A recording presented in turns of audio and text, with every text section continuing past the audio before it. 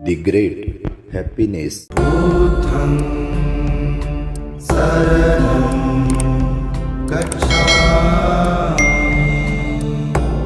माता पितो उपठानं पुत्रदार ससंगहो अनाकुलाचकमन्ता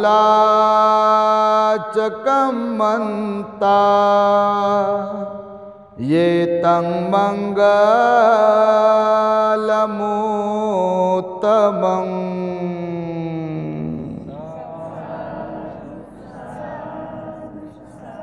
संपूर्ण विश्वाला ज्यांनी सुख शांती मानवता तथा दुःख मुक्तीचा आर्य संदेश दिला असे ते दुःख मुक्तीचे मार्गदाता दुःख मुक्त महामानव महान कारुणिक तथागत भगवान सम्यक संबुद्ध तथागतांनी आपल्या शुद्ध प्रज्ञेतून निर्मिलेला सद्धम्म आणि त्याच सद्धम्माचा गेली 2500 वर्षांपासून सातत्याने अहोरात्र प्रचार आणि प्रसार करणारा पूजनीय भिक्खू संघ या महान आणि सर्वश्रेष्ठ अशा त्रिरत्नांना प्रथमतः त्रिवार अभिवादन करतो, ज्यांच्या महान आणि असीम त्याग प्रभावामुळे आपल्याला जो हा अनमोल असा बुद्ध धम्म लाभला आणि ज्यांच्यामुळे आपल्याला हे एवढे मोठे वैभव प्राप्त झाले असे महान युग प्रवर्तक भारतीय राज्यघटनेचे शिल्पकार परमपूज्य बोधिसत्व डॉक्टर बाबासाहेब आंबेडकर या महामानवाच्या महान अशा धम्मक्रांतीमध्ये संपूर्ण जीवनाला समर्पित करून आज या अकोला जिल्ह्यातील तालुका अकोट येथील बोर्डी या छोट्याशा गावामध्ये श्रद्धावान धम्म उपासिका कालकथित सुमनाई यशवंत रजाने या मातोश्रीच्या स्मृतिप्रीत्यर्थ त्यांच्या स्मृती दिनाच्या निमित्ताने रजाने परिवाराच्या वतीने आज भिक्खू संघाकडून मंगलमैत्री परित्राण बुद्धपूजा भोजन चिवर दान देऊन धम्मदेसनेचे आयोजन करण्यात आलेले आहे।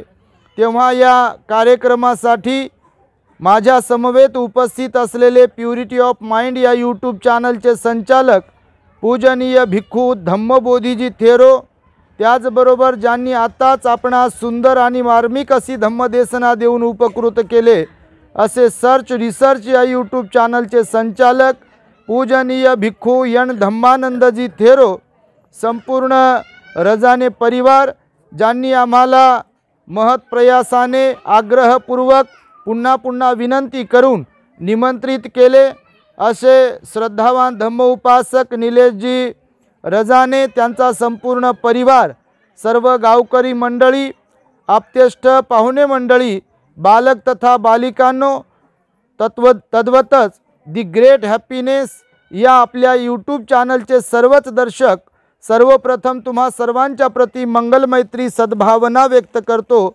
आणि आपणा सर्वांच्या दुःखमुक्तीकरिता 2600 वर्षांपूर्वी तथागत भगवान बुद्धांद्वारा उपदेशिलेल्या धम्मोपदेशास प्रारंभ करतो। आपण सर्वांनी शांत एकाग्र आणि श्रद्धायुक्त चित्ताद्वारे या अनमोल बुद्धवाणीला आपल्या हित सुखाकरिता श्रवण करावे ग्रहण करावे। बघा, मानवी जीवन हे नश्वर आहे, क्षणभंगूर आहे अशी भगवंताची वाणी आहे। भगवान बुद्ध म्हणाले, या विश्वामध्ये या सृष्टीमध्ये जे जे म्हणून काही उत्पन्न होत असते अर्थात जे जे म्हणून काही जन्मास येते त्यापैकी काहीही इथे नित्य शाश्वत आणि ध्रुव नाही आहे। अर्थातच एकाच अवस्थेत कायम राहील असं काही नाही आहे। इथे आहे का? आपण जेव्हा लहान होतो तेव्हाच लहान होतो। आता कोणी किती पैसे असले आणि मी पैसे देतो मला ते लहानपण पाहिजे म्हटलं तर मिळते काय? आणि जे आता म्हातारे झालेत आणि लय पैसेवाले आहेत समजा, ते म्हणाले की किती पैसे देऊ शकतो, मी 25 वर्षाचे जसे होतो तसे मी झालो पाहिजे, तर होईल का? कोणी कोणत्याही जाती धर्माचे असू द्या होतील का? गावातले असो का शहरातले असो, शिकलेले असो की अशिक्षित असो, हा बदल करू शकते काय कोणी? नाही करू शकत. मरणाला कोणी थांबवू शकते काय? थांबू शकते का? पैसेवाले तर लय लोक आहेत, भरपूर लोक आहेत. हॉस्पिटलमध्ये लोक ॲडमिट पण असतात, पैसे लावायलाही तयार असतात. परंतु कर्मविपाकाने जेव्हा मृत्यू येणार असेल त्याला कोणी थांबवू शकते?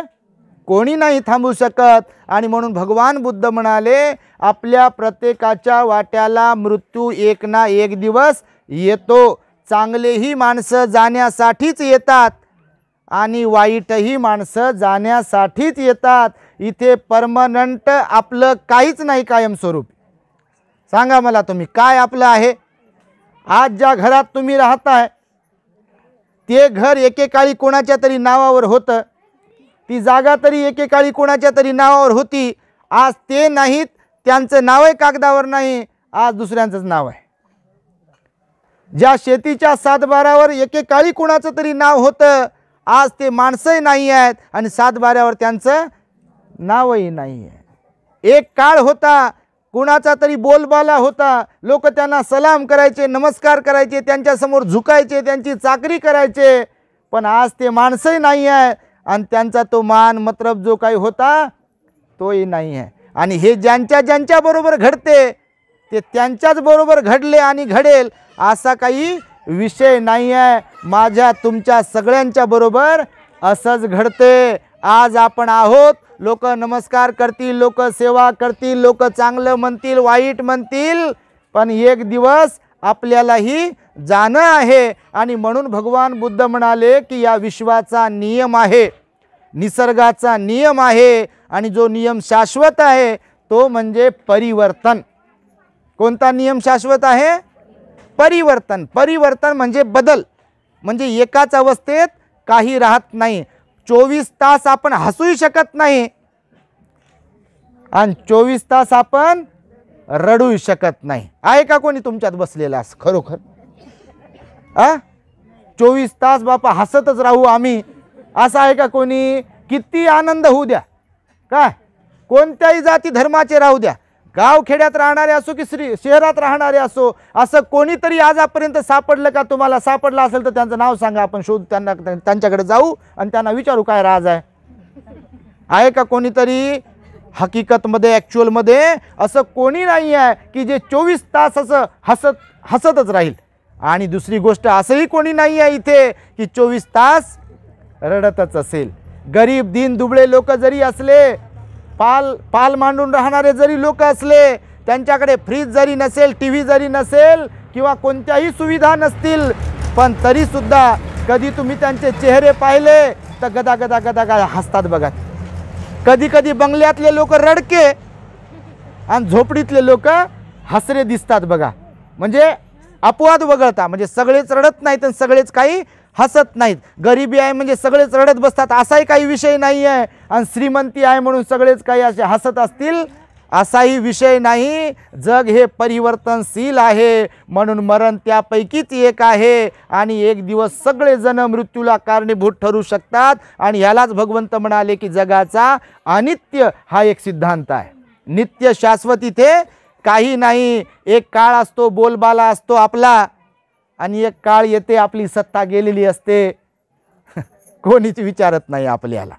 असे लय लोक. आमचा आजोबा होते, एक पूर्वाश्रमीची गोष्ट बापा, आजोबा होते, आम्ही लहान होतो तेव्हा ते सांगायचे की माझ्याकडे घोडी होती, त्या घोडीवर बसून त्या घोडीला टाप मारूनच मी फिरायचो, गावात जायचो. ते शेतकरी वगैरे शेतीबिती होती त्या काळामध्ये, श्रीमंतच होते, आणि लोक माझ्याकडे पाहायचे, पाहतच राहायचे. घोडीवर बसूनच फिरायचो, इकडे तिकडे जायचो, मला मान सन्मान द्यायचे, नमस्कार करायचे मोठमोठे सगळे लोक. आणि मग ते हे शरीर गेलं, कामातून जाते, म्हातारपणात जाते की नाही, मांडी घालूनच बसता का 24 तास? बसू शकता का? उकडत बसू शकता का 24 तास? बसू शकेल का कोणी? कोणीच बसू शकत नाही. बसू शकते? भगवंताशिवाय, अर्हताशिवाय कोण बसू शकेल? भगवंत आपले पद्मासनातही बसू शकतात पूर्ण वेळ, पण सर्वसामान्य लोक बसू शकतात का? हे डोळे आपलेच, पण झोप आल्यावरच बंद होतात आणि झोप झाली की बंदच होत नाहीत. मग इकडं पाय तिकडं पाय, याला पाय त्याला पाय, हिला पाय तिला पाय, इकडं पाय तिकडं पाय, कोण कुठं गेलं कोण कुठं येते आणि कोण कुठं जाते, जिंदगी त्याच्यातच जाते काही लोकांची. तर लोक काकडेच पाहत राहते, कोण कुठं चालले कोण काय करते, कोण कुठे चालले कोण काय करते. जसं काय पद्मश्री अवॉर्डच मिळणार आहे माहिती ठेवल्यावर. काही लोक असेच वागतात बघा, वागतात का नाही? बिलकुलच तुम्ही नाही बापा, तुमच्यासारखं तर कोणीच नाही. पण लोक आहेत असे की आपल्याच धुंदीत जगतात. भगवान बुद्ध म्हणाले, या शरीरातल्या कोणत्याही अवयवांवरती आपला मालकी हक्क नाही आहे. डोळे म्हातारपणामुळे जेव्हा अंध होतील, या जगात असे काहीच नाही आहे शक्ती की त्याला थांबवू शकेल. केस पांढरे होण्या वाचून कोणती शक्ती थांबवू शकत नाही. म्हातारपणामुळे कंबर दुखत असेल, गुडघे दुखत असेल, त्याच्यावर काही परमनंटली उपाय नाही आहे. उपाय तात्पुरतेच आहेत. कसे आहेत? तात्पुरते उपाय आहेत ना, पण तात्पुरते उपाय आहेत. नैसर्गिकरित्या जे काही गोष्टी आपल्याला प्राप्त होतात त्या आपण थांबवू शकत नाही. आणि म्हणून अनित्य सिद्धांत सांगितला भगवंताने. आणि त्यानंतर भगवान बुद्ध म्हणाले, अनात्म. अनात्म म्हणजे काय? तर इथे मी आणि माझं म्हणण्यासारखं हकीकतमध्ये काहीच नाही आहे. मी आणि माझं म्हणण्यासारखं हकीकतमध्ये काहीच नाही. जसे मी आता प्रारंभी सांगितले, ज्या जमिनीला आपण मी माझी मी माझी मी माझी म्हणतो, आपण गेल्यावर राहते का आपली ती? लगेच वाटण्या सुरू होतात. छोट्याच्या वाट्याला, दुसऱ्याच्या वाट्याला, तिसऱ्याच्या वाट्याला, जेवढ्याला जन्म दिला तेवढ्याच्या वाटण्या सुरू होतात का नाही? होतात का नाही? होच म्हणता तुम्ही, काय नाही म्हणाल बापा. घर घर की कहाणी आहे. प्रत्येक घरात हीच गोष्ट आहे ना, वाटण्या सुरू होणार. ज्याच्यावर आपला मालकी हक्क असतो ते कायम आपल्या मालकीचं राहत नाही. मी नेहमी सांगतो, चाब्या जपू जपू जपू जपू ठेवते माझी आई. पिशवीत ठेवू का, उशीत ठेवू का, कुठं कुठं ठेवू का? आणि एक दिवस येते, चाब्या इथंच, आपण गेलो जळून. होते की नाही असं? बिलकुल असंच होते. ज्याला ज्याला मी आणि माझं म्हणतो आपण, हे माझं आहे ते माझं आहे, भगवान म्हणाले हकीकतमध्ये काही आपलं नाही आहे. आपला इथे कशावरही मालकी हक्क नाही आहे. फक्त कर्मच अशी गोष्ट आहे की त्या कर्माचाच विपाक आपल्याला भोगावा लागतो. म्हणून पुण्यकर्म करत असेल आपण, कुशल कर्म करत असेल, या वाणीच्या द्वारे, मनाच्या द्वारे, शरीराच्या द्वारे चांगले कर्म असतील तर सुख सुख प्राप्त होईल. उद्या ना परवा, परवा ना तेरवा. आणि या वाणीच्या द्वारे याला छेड त्याला छेड, याला वाईट म्हण त्याला वाईट म्हण, टोमणे मार, निंदा कर, चुगली कर, बापा विचारूच नका. एक घास सुखाचा खाऊ देत नाही म्हणते, नुसतं नावं ठेवत राहते म्हणते. कायच करा म्हणते, याच्यावर कोणतं औषध आहे बापा? त्याच्यावर कोणतंच औषध नाही. ते शेवटाला जाते आणि तेव्हाच औषध भेटते. मग जसं सूम जळते पण पीळ कायम राहते, तशा काही काही माणसांचा, स्त्रियांचा, पुरुषांचा स्वभाव बदलतच नाहीत. मी असं केलं म्हणतात, मी तसं केलं, मी कोणासाठी केलं, काय बापा केलं तर चांगलीच गोष्ट झाली काय? मग त्याला बोलून दाखवण्यासाठी कमवलं काय? कमवलं तर चांगलीच गोष्ट झाली ना का? दुसऱ्यासाठी कमवलं का? कुटुंब कोणाचं? कुटुंब तुमचं. आणि मग कशाला सांगता कोणाला? मी एवढं केलं तेवढं चांगलं झालं ना केलं तर. आणि तुमचा त्याच्यात भावही चांगला आहे की बा हे वाईट होऊ नये, कोण नुकसान करू नये वगैरे वगैरे. पण मला म्हणायचं आहे, तीनदा तेच ते बारीक दळू लागल्यावर आपली किंमत वाढेल की कमी होईल? सांगा आई. जरी म्हणणं खरं आहे तुमचं बापा, पण तीनदा तेच ते म्हणू लागल्यावर आपली किंमत आपल्याच घरात कमी होईल की वाढेल? म्हणून वयोमानानुसार सुद्धा आपल्याला वर्तन करता आलं पाहिजे. वयाचं सुद्धा प्रत्येकाला इथे भान असलं पाहिजे. आपण काय बोलतोय, आपल्या बोलण्याचा काय परिणाम होतो आहे, आपण जे वागतोय त्या वागण्याचा आपल्यावर काय परिणाम होतो आहे. जरी कधी कधी आपलं म्हणणं खरं असलं तरी सुद्धा कधी कधी माघार घ्यावी लागते.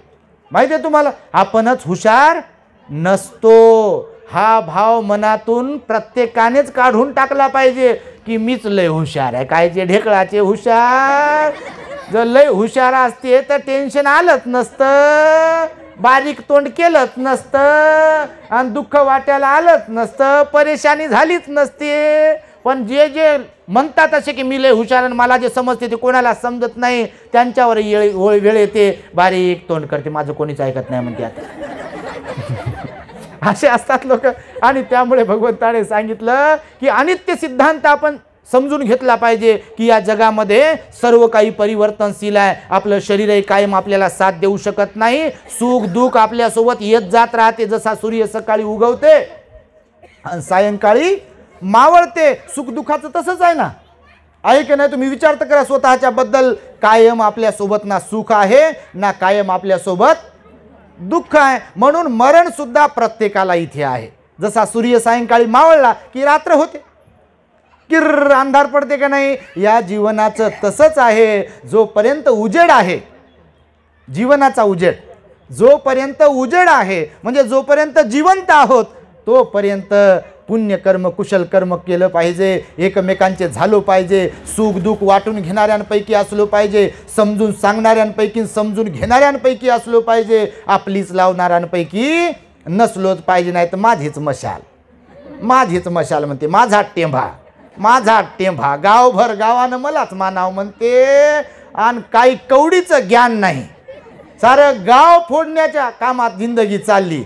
कोणी विचारना आणि तरी म्हणते टेंभा माझाच मिरवला पाहिजे इकडं तिकडं म्हणते. भगवान म्हणाले याने काही भेटणार नाही. आणि म्हणून जीवनामध्ये भगवान बुद्ध म्हणाले माता पित्यांची सेवा करता आली पाहिजे. बघा मी जी प्रारंभी गाथा म्हणालो ना, भगवंताचं वचन आहे. आपल्या दी ग्रेट हॅपीनेसवरती आपण महामंगलसूत्र शिकवलेलं आहे. मागच्या वर्षावासामध्ये तुम्ही ऐका सगळ्यांनी, प्रत्येकाला जीवनाचा अर्थ कळेल. भगवान बुद्धांनी 2600 वर्षांपूर्वी संपूर्ण मानवजातीच्या हित सुखाकरिता महामंगलसूत्राचा सुंदर असा उपदेश केलेला आहे. बघा तो उपदेश आपल्या चॅनलवरती आहे. तुम्ही घरामध्ये मोबाईल असतील, टी व्ही असतील तुमच्याकडे लावत जा. घरादारातल्या सगळ्या लोकांच्या कानावर बुद्धाची वाणी टाका. हे कानं उघडतील आणि आपण ज्या भ्रमात असतो ते भ्रम दूर होईल.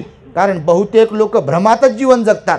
माझ्याहून राहत नाही कोणाचं, मग मी मी मी मी म्हणेल.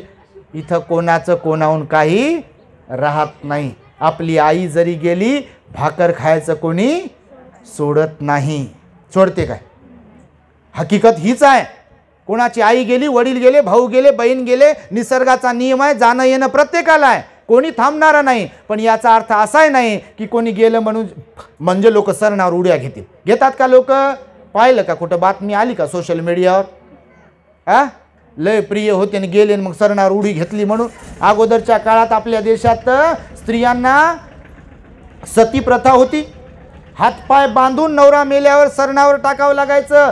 डॉक्टर बाबासाहेब आंबेडकरांचे उपकार, घटना दत्त अधिकार दिले आपल्या देशातल्या सगळ्या स्त्रियांना. आणि नवऱ्याच्या प्रॉपर्टीमध्ये अधिकार दिला, वडिलांच्या प्रॉपर्टीमध्ये अधिकार दिला, भावाच्या प्रॉपर्टीमध्ये अधिकार दिला. शिक्षण घेण्याची संधी बाबासाहेबांनी घटनेच्या द्वारे उपलब्ध करून दिली स्त्रियांना. नोकरी करण्याची, राजकारणात येण्याची संधी उपलब्ध करून दिली. आणि म्हणून भगवान बुद्धांनी सांगितलं बघा की या जीवनामध्ये आपल्याला माता पित्यांची सेवा करता आली पाहिजे. काय करता आलं पाहिजे? माता पित्यांची सेवा घडली पाहिजे. आपले बाबासाहेब कधी कधी रडायचे आणि म्हणायचे माझी आई मला सोडून गेली.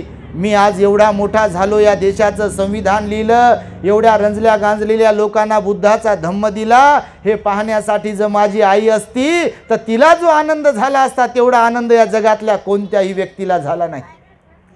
खरंच सांगा, आपल्या जीवनात जेव्हा आपलं भलं होते, चांगलं होते, कोणाला आनंद होते खरोखर चांगला? सर्वात जास्त आनंद कोणाला होते? म्हणून भगवान म्हणाले आईसारखं या जगात कोणी नाही आहे. आणि खरंच नाही आहे. तुम्हाला सांगतो, मी रोज सांगतो या प्रवचनामध्ये, एकदा का आईला आपण मुकलो, आई बाबा एकदा निघून गेले की त्या घरामध्ये बघा जे सुख असते आई वडील असतानाचं ते राहत नाही. घरात एकमेव असे ते व्यक्तिमत्व असतात, आई वडील माता पिता, की जे कुठलाही स्वार्थ बाळगत नाहीत, आपलं हितच विचारात घेत असतात. आणि म्हणून माता पित्यांची सदैव सेवा केली पाहिजे. आणि मी नेहमी लोकांना सांगतो आहे की वडीलधारी लोक जे घरात असतात त्यांनी जर माता पित्यांची सेवा केली तर घरातले जे लहान लहान लेकरं आहेत ते पाहत पाहत मोठे होतात. आणि जर त्यांच्या आईवडिलांनी त्यांच्या माता पित्यांची सेवा केली असेल तर ते लेकरंसुद्धा त्या पात्रतेचे बनतात. नाही तर मग ते आपल्याला उलटून बोलते, तू काय केलं म्हणते माहिती आहे म्हणते, मला काय शिकवते ते म्हणते, तुला थुंकलेली आमची आजी आवडायची नाही म्हणते, तिला औषधाविना मारलं म्हणते, जेवणाविना मारलं म्हणते, आणि मला सांगतं का म्हणते.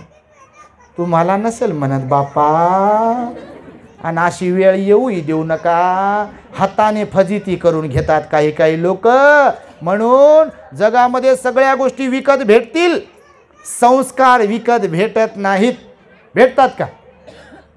नोकरी मिळेल, शिक्षण मिळेल, वस्तू मिळतील, शेत मिळेल, घर मिळेल, पण संस्कार विकत मिळत नाही.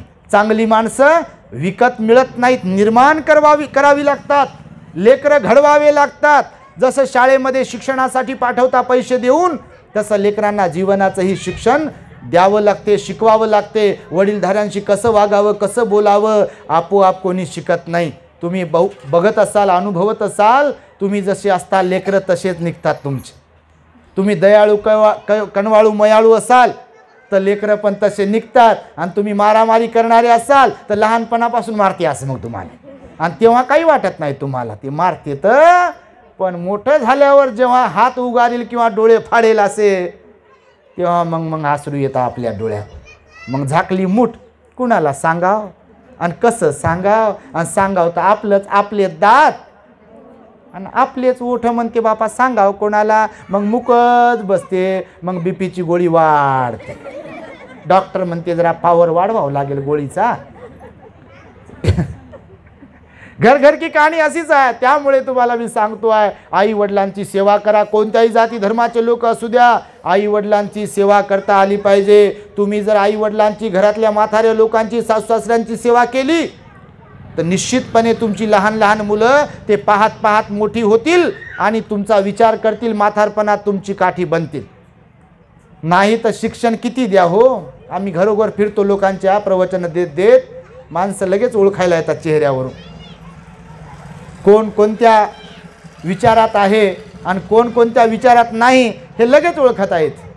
भरपूर लोक तर भिंतीवरच्या सेल संपलेल्या घड्याळासारखे एकाच मोडमध्ये ते काट, सेल संपती, बॅटरी संपती की नाही, भिंतीवरची घड्याळ, ते बॅटरी संपली, सेल संपला की सेकंदाचा, मिनिटाचा आणि घंट्याचा काटा एकाच जागेवर येतो ना, असा टिक टिक टिक करते की नाही.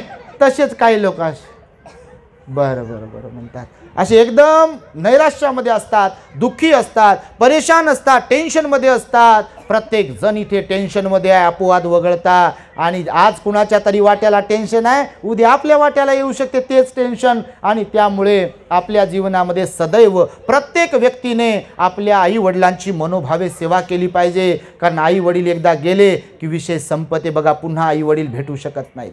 पत्नी दुसरी करता येते बघा या जगात, तुम्हाला हकीकत सांगतो. करत नाहीत का लोक? एक पत्नी मेल्यावर किंवा तिनं सोडल्यावर दुसरी पत्नी करतात लोक, दुसरी काय तिसरी चौथी करतात लोक. त्या काळात बापा कित कायल्या असायच्या. बरं झालं कायदा बनवला, नाही तर बापा काहीच खरं नव्हतं. बघा तुम्ही, एक पत्नी जर मरण पावली किंवा काही प्रॉब्लेम झाला, सोडून दिलं तर दुसरी करतात लोक, तिसरी करतात. किंवा नवरा जर गेला तर दुसरा नवरा करतात ना लोक. आता तो कायद्यानं म्हणजे काय गुन्हा थोडी आहे, तर करता येते ना, लोक करतात ना तसं. बायको भेटू शकते, नवरा भेटू शकते, मित्र भेटतील, मैत्रिणी भेटतील, पैसे भेटतील, माडीवर माडी बनवता येईल, गाड्या घेता येतील, नोकऱ्या लागतील, एक सोडून दिली दुसरी. पण मायबाप बिलकुल भेटू शकत नाहीत. भेटू शकतात का मायबाप? भेटू शकतात? तुम्ही कोणत्याही जाती धर्माचे राहा, मायबाप दुसरे नाही. ते एकच असतात मायबाप की जे आपल्याला जीवापाड जपतात आणि जीवापाड स्वतःपेक्षा जास्त प्रेम करणारे असतात. म्हणून जिवंतपणे मायबापाची सेवा घडली पाहिजे आपल्याला. गेल्यानंतर तर पंक्ती किती उठवल्या काय. गावाकडे लोक म्हणते बुंदी केली म्हणते, नुकती केली म्हणते, खारी बुंदी केली होती म्हणते. त्या दिवशी एक जण म्हणे भंतेजी त्या कोणाचे तरी वडील वारले म्हणते, त्यांनी बिडी ओढायची सवय होती म्हणे आणि दारू प्यायची सवय होती. आणि मग दुसऱ्या तिसऱ्या दिवशी गेले म्हणे लोक ते कुठं स्मशानात, तर दारूची बॉटल आहे नेली, बिडीचं ते काय म्हणतात ते बिड्या नेल्या. आणि मी म्हटलं बा अजून बाकीचे काय काय करत असतील ते घेऊन जायला पाहिजे होतं, तेच कशाला ठेवलं. तर सांगा भलतंच आहे का नाही. हे माणसं मेल्यावरही अपमान करतात. हे जे चाललंय बघा, इथे रजानेंनी आपल्या आईच्या निमित्ताने तुम्हाला फक्त जेऊ घातलं असतं, आहेर घेतले असते तुमचे आणि विषय संपवला असता. पण आमचे निलेश रजानी त्यांचा संपूर्ण परिवार, आई बाबा हे अत्यंत श्रद्धावान आहेत, धार्मिक आहेत. एकदा सर्वांच्यासाठी टाळ्या वाजून त्यांचं अभिनंदन करा. त्यांच्यामुळे, त्यांच्या निमित्ताने, आईच्या निमित्ताने तुम्हाला 3 बुद्धपुत्राचं दर्शन झालं या छोट्याशा गावामध्ये. धम्मदेसना ऐकायला मिळते, नाही तर पंक्तीत बापा विचारूच नका. पंगत कधी उठती म्हणते, कोणी जाते का नाही म्हणते, त्यांची पंगत कधी उठते म्हणते. पंक्तीला बसणारे लय लोक गावाकडे, पंक्ती जिंदगी जेवण्याच्याच नादात जाते काही काहींची. तुमची नाही बापा, तुमच्यासारखं तर कोणीच नाही. तुम्ही तर संध्याकाळपर्यंत बसाल. आणि म्हणून भगवंताने सांगितलं मातापित्यांची जिवंतपणामध्ये सेवा केली पाहिजे आणि मृत्यूनंतर सुद्धा अशा प्रकारे मायबापाला विसरलं नाही पाहिजे. हे मायबापाला न विसरणं आहे मृत्यूनंतर. आणि न विसरणं म्हणजे काय, फक्त 10 रुपयाचा हारच घालणं नाही फोटोला आणि लोकांना जेव घालणंच नाही, 5 सुवासनी जेव घालणं एवढंच नाही काम. तर त्यांच्या नावाने पुण्य कर्म करता आलं पाहिजे. एक तर त्यांचा जो हिस्सा असतो, त्यांचा जो वाटा असतो, आपल्या परिवारात प्रॉपर्टीमध्ये वाटा असतो ना प्रत्येकाचा, प्रत्येकाची मेहनत असते ना, प्रत्येकाचे परिश्रम असतात ना, मग त्यांचा जो वाटा असतो ते जर जिवंत असते तर त्यांना कपडे घेतले असते का नाही. आपल्या घरचे जे लोक जिवंत असतात, सणासुदीला त्यांना कपडे घेता का नाही. ते जिवंत असतील, त्यांना खाऊ पिऊ घालता की नाही त्यांच्या आवडीचे पदार्थ. तर भगवंताने सांगितले ते गेल्यानंतर आई वडील असतील किंवा कोणतेही मृत लोक असतील तर त्यांच्या नावाने, त्यांच्यासाठी जिवंतपणात तुम्ही जे जे काही करू शकत होते ते तर तुम्ही करायलाच पाहिजे. परंतु त्यांच्या मरणोपरांत सुद्धा त्यांच्या नावाने दान पुण्य केलं पाहिजे. जसं आज बघा इथे चिवराचं दान आहे आईच्या नावाने, भंतेजींना भोजनाचं दान आहे, परिष्काराचं दान आहे, आर्थिक दान आहे, प्रवास खर्च आहे. ह्या सगळ्या गोष्टी रजाने परिवाराकडून भिक्षू संघाला प्राप्त होतात. हे दान पुण्य आहे. हे म्हणजे काही उपकार नाही आहेत, ना त्या आईवर उपकार ना कोणावर उपकार. हे पुण्य कर्म आहे, कुशल कर्म आहे आणि याचा फायदा मृत व्यक्तीला सुद्धा होतो म्हणाले भगवान बुद्ध आणि परिवारातल्या लोकांनाही त्याचा फायदा होतो. आणि म्हणून आपल्या जीवनामध्ये मातापित्यांची सदैव सेवा तर करावीच आणि मरणोपरांत सुद्धा बुद्धाची वाणी लोकांना ऐकवण्याची संधी तुम्ही उपलब्ध करून दिली पाहिजे. मी तर जाहीरपणे सांगेल की ज्यांची कुणाची आई वडील बंधू बहीण भगिनी गेलेले आहे, गेल्यावर रडण्यात तर काही अर्थ नाही. बघा तुम्हाला सांगतो, आहे का अर्थ. कोणी असं उठून मला कोणत्या व्यक्तीनं सांगावं की आमच्या घरातलं कोणीतरी गेलं होतं, आम्हाला लय प्राणप्रिय होते आणि आम्ही खूप रडलो म्हणून जिवंत झाले. होते जिवंत कोणी? गेलेलं जिवंत होऊ शकत नाही आणि रडणं हा त्यावरचा उपाय नाही. रडून काय करता. मी तर नेहमी सांगतो, मेल्यावर रडण्यापेक्षा ज्यांच्यासाठी रडताय ते जिवंत असताना त्यांच्या डोळ्यात अश्रू येणार नाहीत, ते रडणार नाहीत, याच्यासाठी तुम्ही त्यांची सेवा करा. मेल्यावर रडण्यात काय अर्थ. जिवंत मायबाप असतील, लोक असतील, म्हातारे लोक असतील, त्यांच्या डोळ्यामध्ये जिवंतपणात अश्रू येणार नाहीत, याची तुम्ही काळजी घेतली पाहिजे, दक्षता बाळगली पाहिजे ना. मेल्यावर रडून आणि किती हंबरडा फोडून काय करता आणि त्या रडण्यालाही अर्थ नाही. मेल्यावर भगवंत म्हणाले रडून काय उपयोग आहे. तुम्ही मंगलमैत्री करा, दान पुण्य करा, सील पालन करा, संकल्पपूर्वक उपोषित पालन करा, ते पुण्य होईल त्या गेलेल्या व्यक्तीसाठी सुद्धा आणि हयात असणाऱ्या व्यक्तीसाठी सुद्धा. म्हणून भगवंताने मातापित्याची सेवा करायला सांगितलं, मूलबाळ बायकोचा सांभाळ करायला सांगितलं. मातापिता हे ग्रेट असतात सदैव. आता ज्यांना नाही त्यांना वाटते बा खरंच, आणि ज्यांच्याकडे आहे त्यांना किंमत नाही.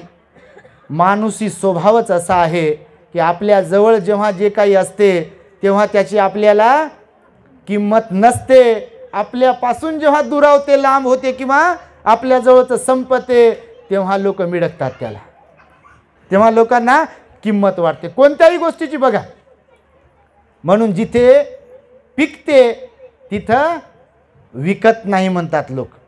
जिथे पिकते तिथं विकत नाही आणि जिथे विकते तिथं पिकत नाही. आम्ही लडाखला गेलो होतो, जम्मू काश्मीरकडे. भंतेजींची मॉनेस्ट्री आहे आपल्या.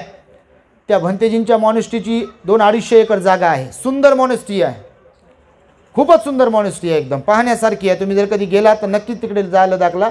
खूप मोठ्या मॉनेस्ट्री आहेत, 14व्या शतकातल्या पण मॉनेस्ट्री आहे तिकडे.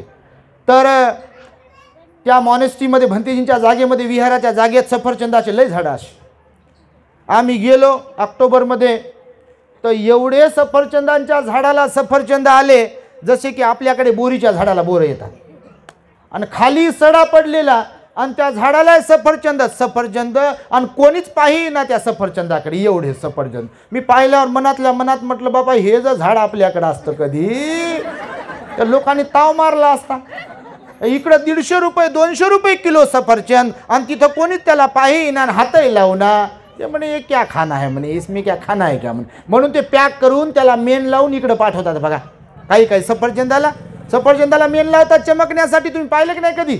सगळे लावत नसतील व्यापारी, पण काही लावतात सफरचंदाला मेन सुद्धा लावतात. आणि म्हणून मी तुम्हाला हे सांगतो आहे की जेव्हा आपल्या जवळ मायबाप असतात तेव्हा किंमत नसते, आणि जेव्हा मायबाप सोडून देतात तेव्हा हंबरडा फोडत राहते. माझी आई असती तर बरं झालं असतं म्हणते, माझे वडील असते तर बरं झालं असतं म्हणते, माझा भाऊ असता तर बरं झालं असता. माणूस असा प्राणी आहे जादूगर की जेव्हा त्याच्याकडे सगळं काही असते तेव्हा खरंच त्याला किंमत नसते, आणि जेव्हा दूर निघून जाते तेव्हा वाटते आपल्याजवळ असायला पाहिजे. आई वडिलांचं तसंच आहे बऱ्याच ठिकाणी. म्हणून आई वडिलांची सेवा करा असं मी तुम्हाला सांगेल. एकदा बघा, आता काही दिवसापूर्वी एक सोशल मीडियावर व्हिडिओ पाहिला मी. एका ठिकाणचा 2-3 भाऊ होते. वडील मरण्याच्या अगोदर शेतीच्या वाटण्या केल्या वडिलांनी, आई पण आहे, आणि शेतीच्या वाटण्या केल्या वडिलांनी, आणि वडील मरण पावले. आई होती. तर आता आपल्या देशामध्ये फार वाईट परिस्थिती आहे म्हाताऱ्या लोकांची सगळीकडे. सगळ्यात जास्त वृद्धाश्रम आहेत आपल्या देशामध्ये. त्या वृद्धाश्रमामधले जे मायबाप आहे, आम्ही नेहमी जातो, आमचा जन्मदिवस वगैरे असला किंवा एरवी पण असं वाटलं मनाला आई बाबाची आठवण आली की आम्ही जातो वृद्धाश्रमामध्ये. त्या आईवडिलांसोबत कधी कधी हितगुज करतो, आम्ही चर्चा करतो, विचारतो तुमचे मुलं वगैरे काय करतात किंवा तुम्ही एकटेच आहात का. तर कितीतरी आईवडील असे आहेत त्या वृद्धाश्रमात असलेले ज्यांचे मुलं नोकरीला आहेत, कोणी विदेशात आहे, कोणाकडे खूप प्रॉपर्टी आहे, परंतु कोणत्या ना कोणत्या कारणामुळे मायबापाला वृद्धाश्रमामध्ये सोडलं. बघा, काही आया आहेत, काही पुरुष माणसं आहेत, म्हातारे माणसं आहेत. आणि म्हणून मी सांगतो त्या प्रत्येक व्यक्तीला की आपण मातापितांची सेवा केली पाहिजे, बिलकुल आईवडिलांचा सांभाळ केला पाहिजे. त्या एका मुलाने ज्याचे वडील वारले होते, आई म्हातारी होती, पण आई शेतात निंदायचं खुरपायचं काम करायची. आता गावाकडच्या महिला तुम्ही आहात, म्हातारपणापर्यंत तुम्ही काम करता. आता शहरातल्यांना जमत नाही बापा, शहरातल्यांना काय जमेल, निंदायचं म्हटल्यावर जमत नाही. एक तर खुर्चीवर बसता येत नाही, खाली मांडी घालून तर बसताच येत नाही. डॉक्टरकडे जावं लागते, आणि मग डॉक्टर सांगते तुम्ही मॉर्निंग वॉकला जा म्हणते, जरा तुम्ही इव्हिनिंग वॉकला जावं लागते म्हणे. 1-1.5 तास तुम्हाला मॉर्निंग वॉक इव्हिनिंग वॉक करावं लागते, थोडंसं हातपाय हलवावं लागतात, म्हणते व्यायाम करावं लागते, तेव्हा तब्येत बरी होईल आणि गोळीची पावर कमी करता येईल. म्हणते नाही तर गोळीची पावर वाढवा. तर त्या मुलाचे वडील वारले, आई म्हातारी होती, शेतात काम करणारी होती. पण गावाकडची परिस्थिती तुम्हा सर्वांना माहिती आहे. 2-3 भाऊ होते, तर एका भावाकडे ती आई राहायची. तर मुलं कशी असतात, मी तर म्हणतो खरंच लोकांना कसंच कळत नसेल.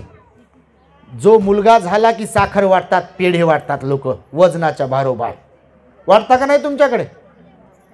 नाही कसे वाटणार बापा, तुम्ही काय मंगळावर जन्मले काय? पोरगी झाली की जिलेबी वाटायची म्हणते. कोणच काढलं जिलेबी, कोणच सांगितली पोरगी झाल्यावर जिलेबीच वाटा आणि पोरगा झाल्यावर पेढेच वाटा? काय माहीत बाप्पा, कुठंच संशोधन केले कोण काय माहिती.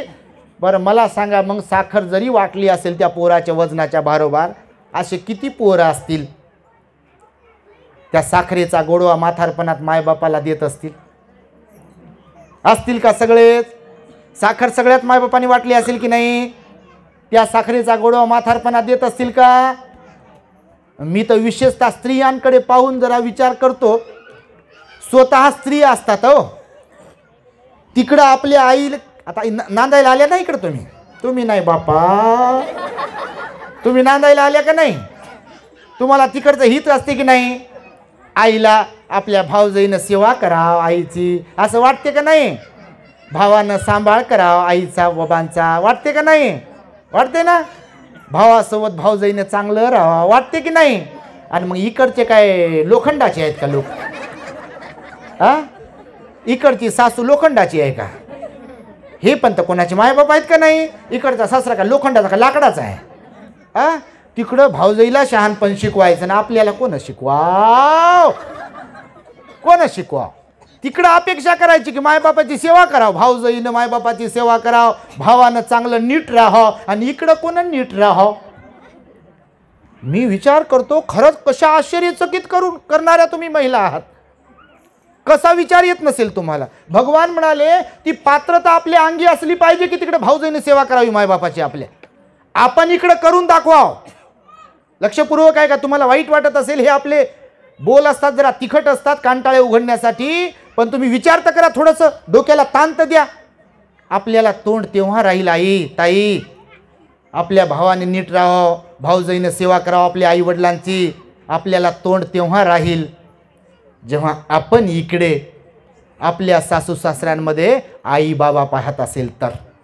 आणि म्हाताऱ्या सासू सासऱ्यांना पण मी सांगेल की तुम्हाला लेकीचा ओढा जेवढा असते की नाही,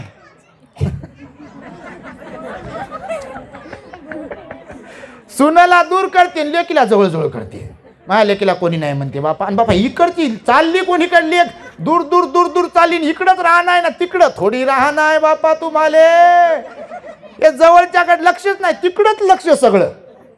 अशा आया तुम्ही नाही बापा, तुम्ही तर लय चांगल्या, पण अशा ज्या असतील इथं राहून तिकडचं हित आणि इकडचं कोण करावं हित. चुकते की नाही गणित? हां आई म्हणते हो बापा.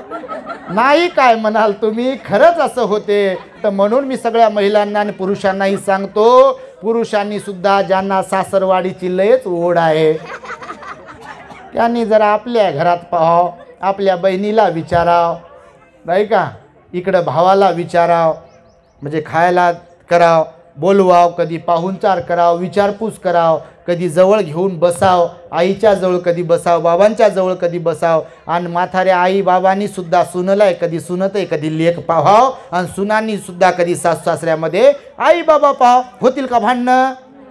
हा होतील का? बापा काही काही मुक्यात बसले आहे. लय अवघड आहे हे. बाकी सगळं सोपं आहे, हे लय अवघड आहे.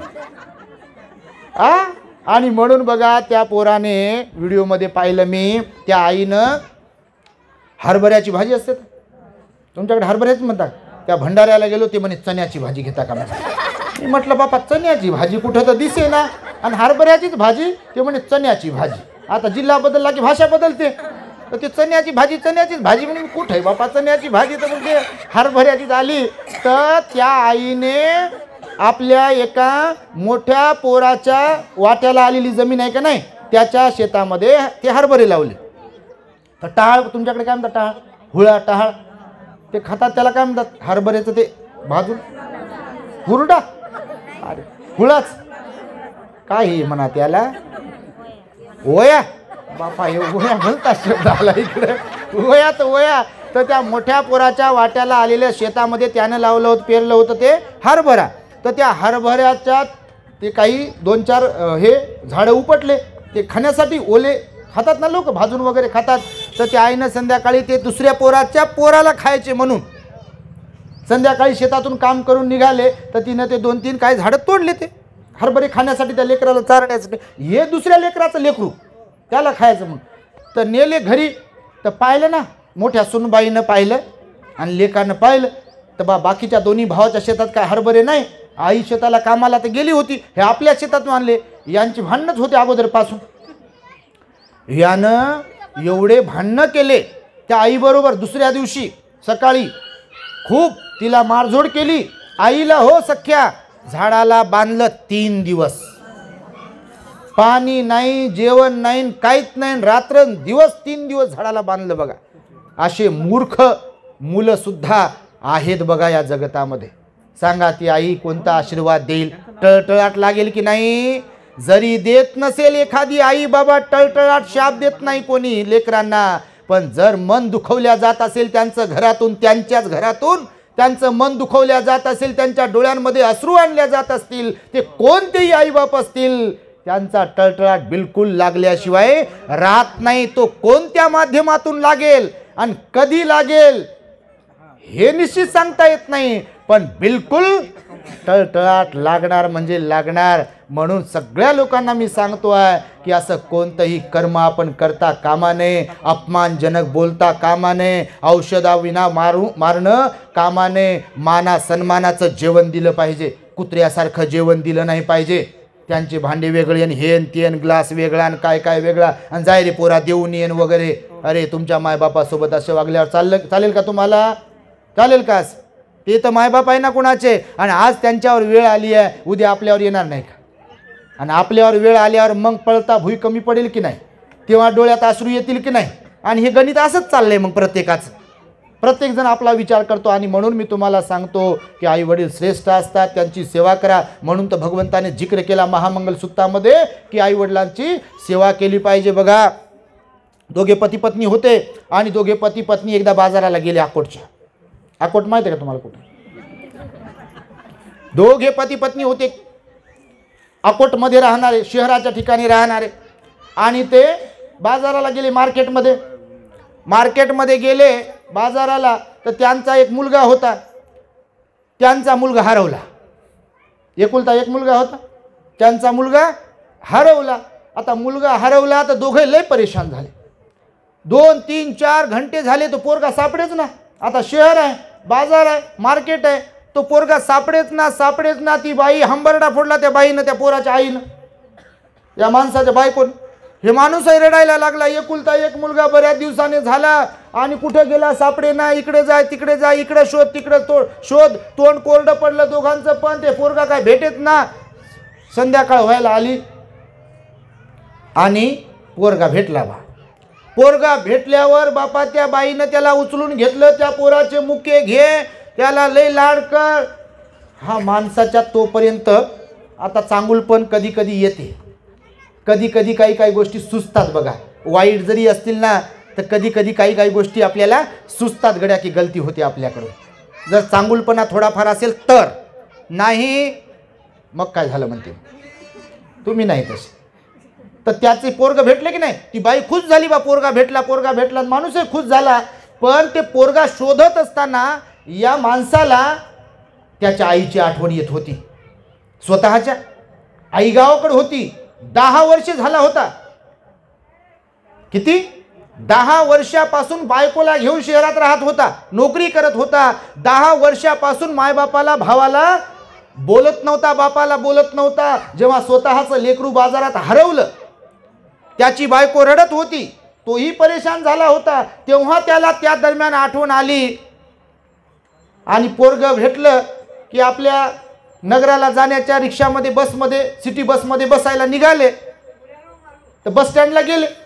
बस स्टँडला गेल्यावर हा बायकोला घेऊन त्या बसमध्ये बसला की जी बस गावाकडे जाते त्याच्या. तर बायकोचं डोकं फिरलं. बायको म्हणे आपण कुठं चाललो? तर ते म्हणे आपण गावी चाललो. ते म्हणे, बायको म्हणे त्याला तुमच्या डोक्यावर परिणाम झाला काय? तर तो म्हणे माझ्या डोक्यावर परिणाम खरंच झाला होता 10 वर्ष. आता तो परिणाम दूर झाला. तू 2-3 घंटे तुझं लेकरू हरवल्यावर एवढी परेशान झाली, एवढी रडत होती, आणि एवढा भेटल्यावर तुला एवढा आनंद झाला. माझ्या आईला सोडून, तिनं मला पाहून, मी तिला पाहून किती वर्ष झाले? 10 वर्ष झाले. तिची काय हालत असेल. आणि दोघेही माहेराला गेले, म्हणजे ते गावी गेले. त्या आईला भेटले, वडिलांना भेटले, भावाला भेटले, ते खुश झाले. बघा, तर मला सांगा, स्वतःचं हरवलं तेव्हा बेकार वाटलं की नाही? आणि मग दुसऱ्याचं पण तर आपण आहे ना, त्यांच्यापासून दूर गेल्यावर त्यांना आनंद होत असेल का? त्यांना त्रास देत असेल तर आनंद होत असेल का? आणि म्हणून तुम्हाला आज आपल्या रजाने परिवारातील कालकथित दिवंगत सुमनआई यशवंत रजाने ह्या आपल्यातून निघून गेल्या. वृद्धापकाळाने मरण प्रत्येकाला आहे, पण हे मी आतापर्यंत तुम्हाला जे बोललो हे अत्यंत महत्त्वाचं आहे आणि सर्वांच्यासाठीच महत्त्वाचं आहे. आणि ह्या चांगल्या गोष्टी आपल्यात असाव्यात, यासाठी बुद्धाचा विचार आपल्याकडे असला पाहिजे. संत महापुरुषांचा, बाबासाहेबांचा विचार आपल्याकडे असला पाहिजे. आपण कोणत्या जातीचे आहोत, किती श्रीमंत आहोत, किती सुंदर आहोत, हे महत्त्वाचं नाही आहे. आपला स्वभाव कसा आहे, आपल्यात गुण कोणते आहेत, हे फार महत्वाचं आहे. आपण किती शिकलेलो आहोत हेही महत्वाचं नाही आहे, पण आपला स्वभाव कसा आहे, आपली मानसिकता कशी आहे हे फार महत्वाचं आहे. जगाला शहाणपण शिकवणारे आपण असेल, जग आपल्याला सलाम करत असेल, ते गौण आहे, ते अर्थहीन आहे. आपण आपल्या माणसांना किमान ओळखणाऱ्यांपैकी असलो पाहिजे. आणि त्यामुळे निश्चितपणे या छोट्याशा धम्मदेशनेच्या माध्यमातून आपण हा बोध घ्याल, आपल्या मातापित्यांची सेवा कराल, मूल बाळ बायको यांचाच पण सांभाळ करावं. नाही तर काही काही घरात असंही गणित आहे. त्या दिवशी एक भगिनी मला म्हणे, माऊली म्हणे मला, भंतेजी तुम्ही सांगतात ते खरं आहे आणि आमच्या घरचे ऐकतात पण आमच्या घरी गणित उलट आहे म्हणे. म्हटलं कसं उलट? तर ते मायबापालाच पाहतात म्हणे, आम्हाला पाहतच नाही. आता म्हटलं घ्या, मायबापातच जीव आहे म्हणे सगळा, आमच्यात जीवच नाही म्हणे सगळा. आता काय करावं? आता काही काही ठिकाणी गणित असंही आहे. भगवंतानं त्यामुळंच तर या गाथेत काय सांगितलं माहिती आहे? माता पितू उपट्ठानं. माता पितू उपट्ठानं म्हणजे माता पित्याची सेवा करा. काय करा? काय करा? सेवा करा. त्यानंतर काय म्हणाले? पुत्त दारस संग हो, म्हणजे लेकरं बाळ बायको लेकरं बाळ यांचा सांभाळ करा, त्यांचं पालन पोषण करा. पण काही काही ठिकाणी गणित होते उलट. सेवा करते बायकोची कारण मायबापाला सांभाळतो म्हणते मी. मायबापाला कोणी सांभाळत नसते, मायबापच आपल्याला सांभाळतात. हो, मायबापाला कोण सांभाळेल? या जगात कोणी नाही असं की जे मायबापाला सांभाळेल. मायबापाची सेवा हा शब्द वापरला, सांभाळणं हा शब्द नाही वापरला. सांभाळतो तर आपण कुत्र्याला बी, सांभाळतो तर आपण बैलांना पण, सांभाळतो तर जनावरांना पण, कारण आपला स्वार्थ आहे त्याच्यामध्ये. त्यांच्याकडून काम धंदा करून घेण्यासाठी सांभाळतो ना. सेवा ही माता पित्यांची गुरुजनांची केली जाते, त्यांचा सांभाळ केला जात नाही. म्हणून धर्मगुरूंना सुद्धा कोणी सांभाळू शकत नाही. जरी भोजनदान शिवरदान परिष्कार दान कोणी देत असेल इथे, तर त्यांच्यावरती उपकार केल्या जात नाहीत, उलट तेच आपल्यावरती उपकार करत असतात. भगवंताने सांगितलं भिक्खू संघावर कोणी उपकार करू शकत नाही. भिक्खू संघ मात्र जे जे लोक त्यांना दान देतात त्यांना संधी देतो, त्यांना उपकार करण्याची संधी देत असतो. आणि म्हणून तुम्हाला मी हे सांगतो, काही ठिकाणी गणित असं पण आहे आणि काही ठिकाणी गणित तसं पण आहे. आता तुम्ही कसे आहे हे बापा तुम्हालाच माहीत. तर यातून तुम्हाला ज्यांना कोणाला जे जे म्हणजे ज्यांना जे पाहिजे या डोसमधून निश्चितपणे ते मिळेल. ही बुद्धाची वाणी आहे. करुणानंद भंतेजींचं मंच, याच्यात काही नाही आहे. त्यामुळे बुद्धाच्या मार्गाने तुम्ही निश्चितच चालाल, शील पालन करत राहाल, दान पुण्य करत राहाल, ध्यान करत राहाल आणि सर्वांशी प्रेमाने आपुलकीने जिव्हाळ्याने वागाल. अशा प्रकारची एक सद्भावना व्यक्त करून माझ्या शब्दांना मी इथे पूर्ण विराम देतो. भवतो सब मंगलम रखन्तु सब देवता सब बुद्धानुभावेन सदा सुखी भवन्तु ते. भवतु सब मंगलम रखन्तु सब देवता सब धम्मानुभावेन सदा सुखी भवन्तु ते. भवतु सब मंगलम रखन्तु सब देवता सब संघानुभावेन सदा सुखी भवन्तु ते.